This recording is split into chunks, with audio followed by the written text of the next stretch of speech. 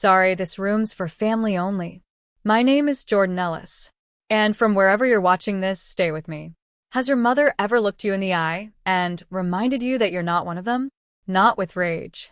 Not with yelling. Just a smirk that says, you never belonged anyway. It happened 3 months ago, but I can still hear her voice like it just happened. We were standing in my parents' new house. Big place. Granite counters. Skylights. They just moved in with my sister, Kayla, and her husband, called it a family investment. And by family, they meant not me. I had flown in from Seattle for the weekend, using my last vacation days and a chunk of savings just to show my face. Thought maybe, finally, I'd be welcomed. Maybe the years of distance and tension would finally crack and let some love in. Instead, I walked into a reunion I didn't know was happening. Everyone was there. Cousins. Neighbors. Even Kayla's college roommate, who once told me I'd never be successful because I wore the wrong kind of jeans. I wandered through the hallway awkwardly, suitcase still in hand, when my mom called out from the dining area. "Oh, Jordan, you can drop your stuff in the little storage room by the kitchen." I stopped. That room? I'd seen it when I first came in. It was barely big enough to lie down in. Cold tile. Cleaning supplies in the corner. No window. You mean for sleeping? She sipped her wine, didn't even blink. Well, the other rooms are taken. This is what we've got. It's fine for the weekend. I stood there like a fool. Everyone was watching me, pretending not to. Then Kayla, sweet Kayla, chuckled. Yeah, you don't mind, do you? I mean, it's just for a few nights. I felt my cheeks burn. My heart thudded in my ears. But I smiled. Nodded. Sure. I put my bag in the tiny storage room, shut the door, sat on the floor next to a mop, and something inside me broke. It wasn't the space. It was the message. You're not one of us. Not really. Not enough to deserve a bed. That night, I lay awake staring at the ceiling, the smell of bleach in the air, trying not to cry. Because this wasn't new. It was just louder now. Growing up, it was always Kayla who got the praise. The attention. The extra dessert. She was the golden girl. The straight-A student. The one who knew how to present herself. I was the one who talked back, who wore hoodies to church, who asked too many questions. And somehow, that made me less worthy of love. They called it tough love. Said I was too sensitive. But that night, on the tile floor, I realized something else. They didn't treat me differently because they wanted me to change. They treated me differently because they never expected me to matter. And I let them. Until now. Because 2 weeks later, I got a call from my mom. Her tone was sugar. Hi, honey. We need your help. Kayla and I are trying to finalize the mortgage. The bank just needs a cosigner. It's a formality, really. $350,000. She wanted my name, my credit, my signature. The same woman who put me in a storage room now wanted my hand to keep her dream house from slipping away. I didn't scream, didn't even raise my voice. I just stood there on the call and said 5 words that changed everything. Not my house. Not happening. The line went dead. And I swear, in that silence, the house they built on exclusion started to crack. There's a certain kind of loneliness that doesn't come from being alone. It comes from being surrounded and still invisible. That was my childhood. From the outside, we looked like the perfect family. My dad ran a dental practice. My mom volunteered at school. Kayla had ballet trophies. I had quiet defiance. They always said I was difficult. I wasn't. I was just different. I didn't like frilly dresses. I liked astronomy kits and mud. I asked too many questions in church. I didn't smile enough in family photos. I didn't care about fitting in. That made me embarrassing. Kayla, though, she was made of sugar and sparkle. My mom used to call her my little sunbeam. She called me practical. I remember one Christmas when I was 9. I wanted a telescope. I circled it in the Sears catalog and left it on the kitchen counter with a sticky note that said, "For the stars." Christmas morning came. Kayla got a karaoke machine. I got socks and a spiral notebook. They said the telescope was a bit much. But the next summer, Kayla got a private tennis coach. They never said it aloud, but I learned the language anyway. She was worthy of investment. I was meant to survive on scraps. I never caused scenes. That's how I coped. I became the quiet achiever, the scholarship student, the one who paid for her own college while Kayla took a gap year in Paris. I moved out at 18, paid rent in 4 jobs, built credit like my life depended on it because it did. Nobody co-signed my lease. Nobody helped with books. Nobody sent care packages. Kayla failed out of 2 majors. She still got a car before I did. And every time I came home, there was a new reason why I was too distant. As if they hadn't spent 2 decades building the wall themselves. By the time I was 25, I'd built something they didn't expect. Independence. I worked in finance, started consulting, opened a Roth IRA by myself. I had no debt, no drama, no backup plan. And the more stable I became, the more they suddenly remembered I existed. Little things at first. Jordan, could you help us understand our taxes? Jordan, what's the best credit card for travel points? Then Kayla needed help with a startup. Then Mom needed a little bridge loan. I helped a little, quietly, but each time, I felt that old ache return. Because they didn't come to me as family. They came as beggars who only respected what they could extract. So when they bought that big house, I already knew where I stood. The real rooms were for real family. I was the spare, the utility tool. But I still came because some part of me kept hoping. And then Mom pointed to that storage closet with her smirk, and Kayla laughed.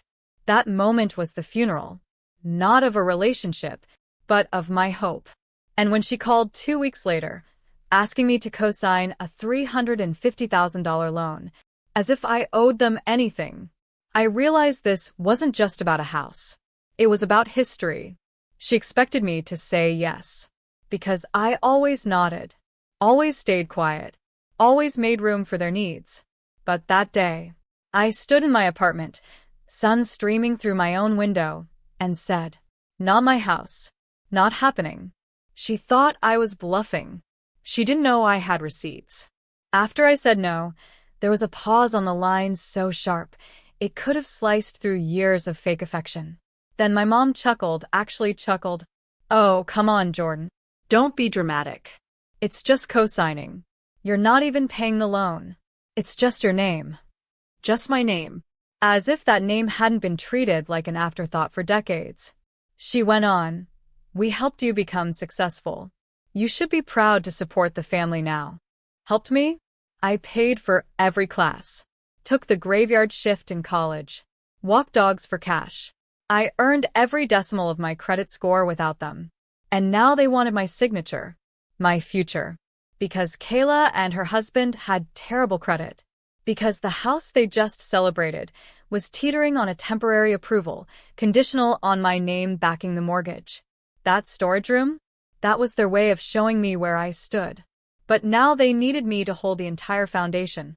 And here's the thing, if they'd just been decent people, I might have said yes. But they made their choice. Now it was my turn. I ended the call with, "I'll think about it." Just enough to keep them comfortable. And I started digging. I'm a financial analyst. Numbers don't lie, but people do. And this family? Olympic-level liars. I pulled property records. Found that their approval was provisional, 60-day limit, pending co-signer verification. Without my name, the mortgage would dissolve. Then I traced the finances. Kayla and her husband had lied about income, inflated assets, even claimed business ownership on a failed blog that hadn't made a cent since 2021. Mortgage fraud. I took screenshots, organized files. I wasn't planning to report them. Yet. But I wanted the truth on paper. For when the moment came, then I found something else. Buried in old email threads from a family group chain, one I was rarely included in was a message from my dad. "We'll give Jordan the broom closet. She's used to making do. But don't worry, she'll say yes when the time comes. She needs to feel important. She needs to feel important." That was it. That was the nail in the coffin of any guilt I still had. They never saw me as family. They saw me as a tool, a reliable backstop. They thought they knew me. But what they didn't know was that I'd spent years becoming someone they wouldn't recognize. Someone who didn't just walk away, but walked back with a plan. So I sent a message back to my mom, polite and professional. After further consideration, I'm going to have to decline. Best of luck finalizing your financing. I knew what would happen next. And it came fast. Kayla called, voice frantic. You're ruining everything. We're already moving in. Then my dad. Short. Cold. Ungrateful doesn't even begin to describe you. I saved every voicemail. Because I wasn't done yet. If they wanted a reminder of who I was, I'd give it to them. Not with screams. Not with drama. With silence. And documentation. And impeccable timing. Because the only thing better than watching people fall is knowing they built the ledge themselves. They thought I wouldn't show up. That was their first mistake. The mortgage cosign meeting was set for 10 a.m. sharp at Crescent Valley Bank. Kayla sent a breezy text the night before. We'll see you tomorrow. Dress nice, smiley face. No, thank you. No apology for the storage room. Just entitlement, wrapped in emojis. I hadn't confirmed anything, but I still walked in at 9:55 a.m., wearing a charcoal blazer, black boots, and the same lipstick Mom once said made me look too severe. They were already seated when I arrived. Mom, Dad, Kayla, her husband, the banker, Mr. Taylor, looked relieved. Ah, Jordan, welcome. We're just getting started. I sat, crossed my legs, offered Kayla the kind of smile you give a stranger asking for your kidney. She leaned over and whispered, "Thank you for coming. Seriously, this house means everything." I said nothing. Mr. Taylor began reviewing the paperwork. Numbers, projections, asset disclosures, the whole parade. Then he handed me the cosigner form. My full name was typed at the bottom, waiting for ink, waiting for sacrifice. I held the pen, paused, and then I asked, loudly and clearly, "Can you walk me through their reported income again?" The self-employment section. The room froze. Mr. Taylor blinked. Sure. Says here they own a digital consulting business. Year 2. Claimed $92,000 in revenue last fiscal year. Kayla's husband smiled nervously. It's growing fast. I turned to Mr. Taylor. And is there verification for that? I'm just wondering because last I checked, the site hadn't been updated in months. And I'm pretty sure the EIN number tied to it expired last year. Everyone went silent. Mom's mouth tightened. Dad cleared his throat. Mr. Taylor frowned. I'll double-check that. Kayla whispered, "What are you doing?" I turned to her, making sure I don't go down with a sinking ship. She flinched. I continued, my voice calm and razor-sharp. Also, their projected net worth includes assets that don't exist. They listed my old car. And their emergency fund? That's my name on the savings account. They asked to borrow it 2 years ago for tax purposes. They never took it off. Mr. Taylor looked stunned. I'm sorry, I said, pushing the pen away. But I won't be co-signing anything. My dad snapped. You came here just to embarrass us? I turned to him. No, Dad. I came here so I'd never again feel embarrassed for not speaking up. Kayla's voice broke. You said you were thinking about it. I did, I replied. And then I thought about the mop closet, the voicemails, the 25 years of being treated like a benchwarmer in a team photo. And I realized something. I stood, picked up my folder of receipts, and smiled. You only remember I exist when you're drowning. But I learned how to swim without you a long time ago. And I walked out. Mr. Taylor didn't stop me. He just looked disappointed. But not in me. Outside, the air was crisp. Clean. I exhaled a breath I didn't know I'd been holding for a decade. They would lose the house. The deal was conditional on my credit. My name. Without me, it would fall apart fast. And for the first time in years, I wasn't afraid to let it happen. Because I didn't set the fire. I just stopped carrying the water. By the end of the week, the deal fell through. The $350,000 mortgage my parents and Kayla were banking on? Denied. Apparently, when Mr. Taylor dug deeper, as any bank should, he found what I already knew. The business was fake. The income inflated. The assets borrowed. On Friday morning, I got a short, clipped email from the bank. Thank you for your due diligence, Ms. Ellis. As you're no longer participating as cosigner, the loan application has been formally closed. Just like that.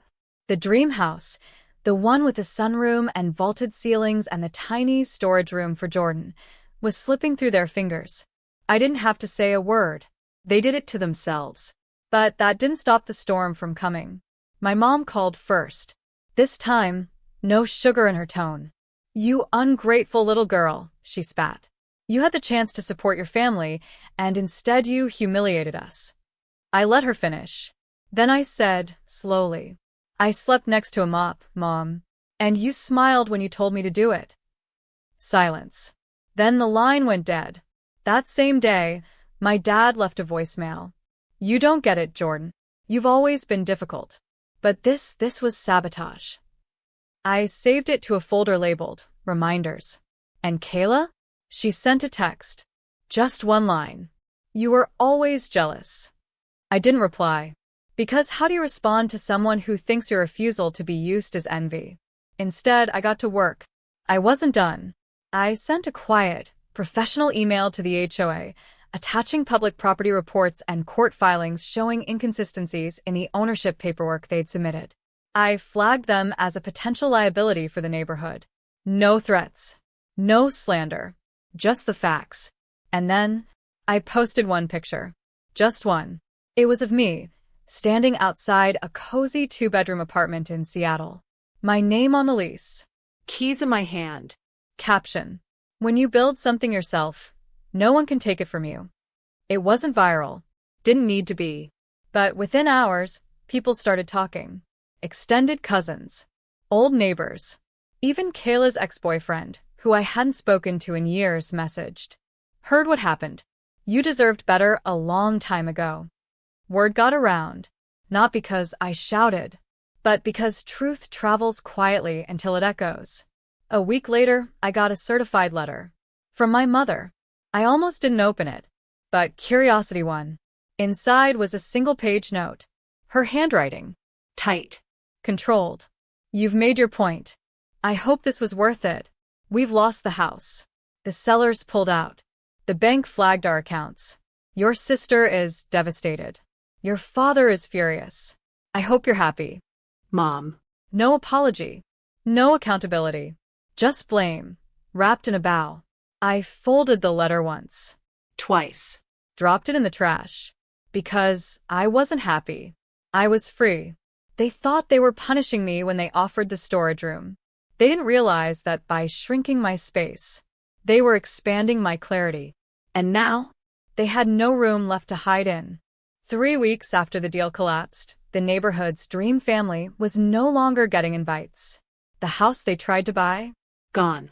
The seller's relist, and the updated post included a little note. Serious inquiries only. No unstable cosigners.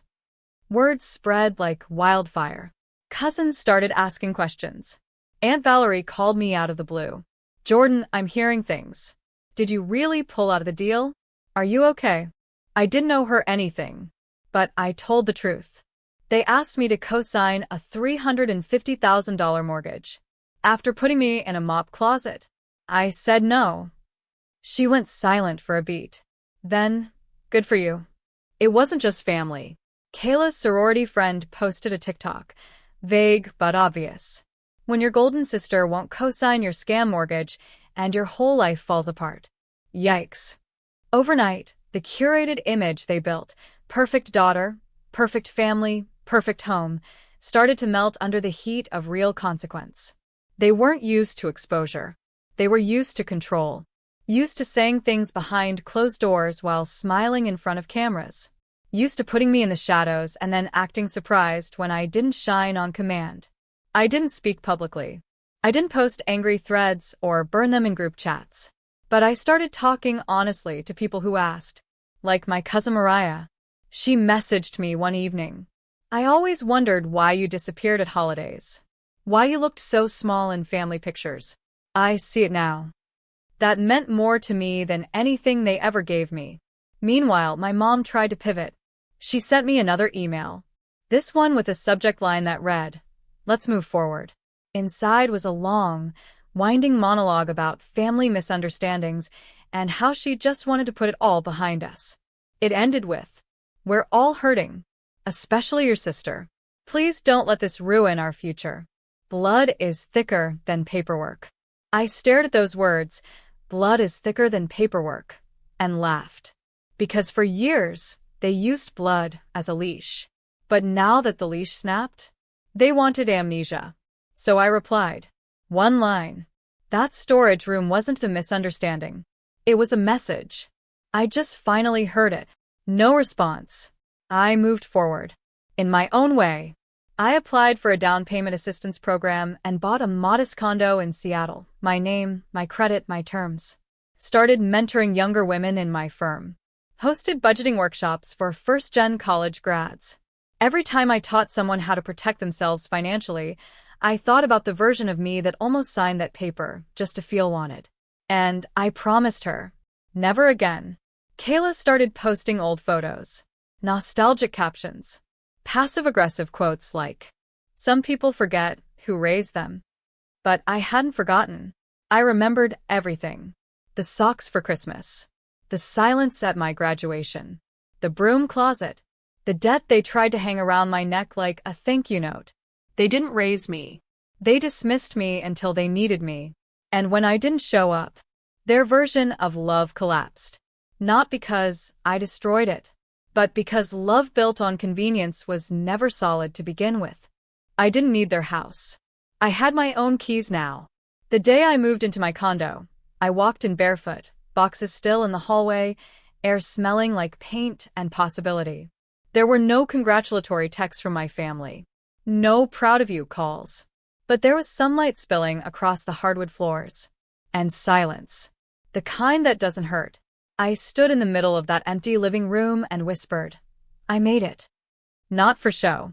Not for spite. Just to hear myself say it. Out loud. For the first time, I wasn't someone's afterthought. I wasn't sleeping next to a mop. I wasn't waiting for love to show up where it never lived. I was free. I filled my new space slowly. A bookshelf filled with stories I loved. A thrifted dining table that looked like it had survived something. A corkboard above my desk that read, "Your boundaries are not betrayal." And on weekends, I taught. Not in classrooms, but online. Budgeting. Credit building. Exit strategies for women stuck in financial manipulation.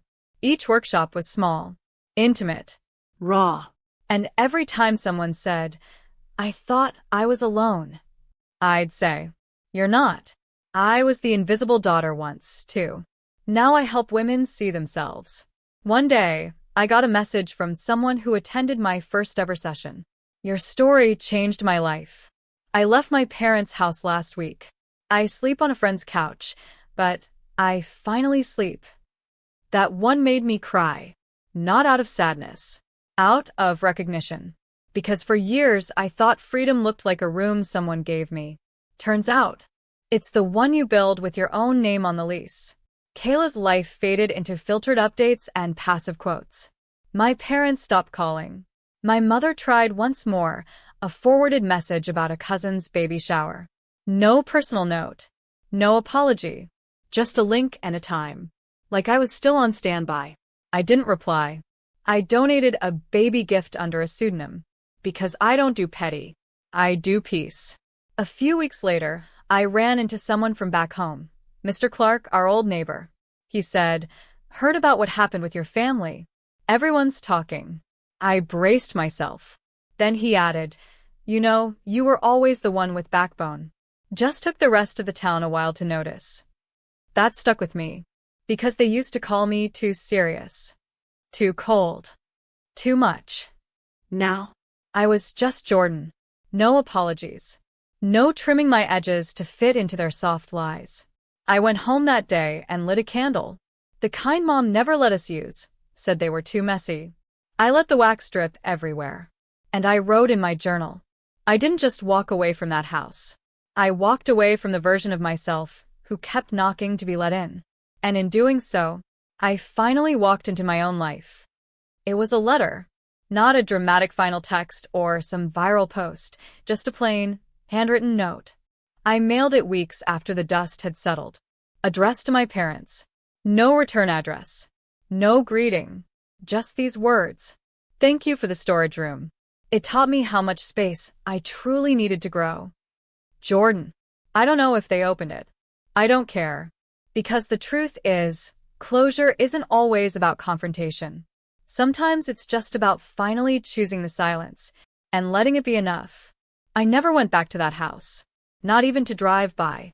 It's someone else's now. Someone who has no idea that a daughter once stood in the kitchen with her suitcase while her family smiled and said, "Sorry, this room's for family only." And maybe that's the most poetic part. That the house that tried to shrink me into a closet-sized afterthought now holds strangers. They'll repaint the walls. They'll tear out the storage room. But that moment, that smirk, that sentence, that sting, it'll live in me. Not as pain, but as origin. The birth of the woman I became. The woman who now wakes up in a place of her own, pours coffee into a mug that reads self-paid. Self-made. The woman who once begged for a bed now sleeps soundly in a king-sized frame she bought with her own salary. The woman who used to shrink in family photos now leads a community of women learning how to stand tall in their own names. Kayla never apologized, but I heard she moved back in with my parents. The house deal never recovered. Her credit was shot. Their social circle got smaller. Their stories got louder. But their audience got quiet. Because people always eventually learn the difference between generosity and boundaries. I've never told the full story online. Not with names. Not with fire. But I told it in pieces. In every workshop. Every panel. Every woman who came to me and whispered. They told me I was too much. I believed them. And I say, no. You were just in the wrong room. That storage room? They meant it to humiliate me. But it taught me something they never meant to. Never beg for space in a house where the walls were never meant to hold you. So I built my own. Brick by brick. Boundary by boundary. And now, when people ask, what happened to your family? I smile and say, they taught me everything I needed to know about who not to become. And I leave it there, because the most powerful revenge is refusing to shrink in rooms that can't hold your light.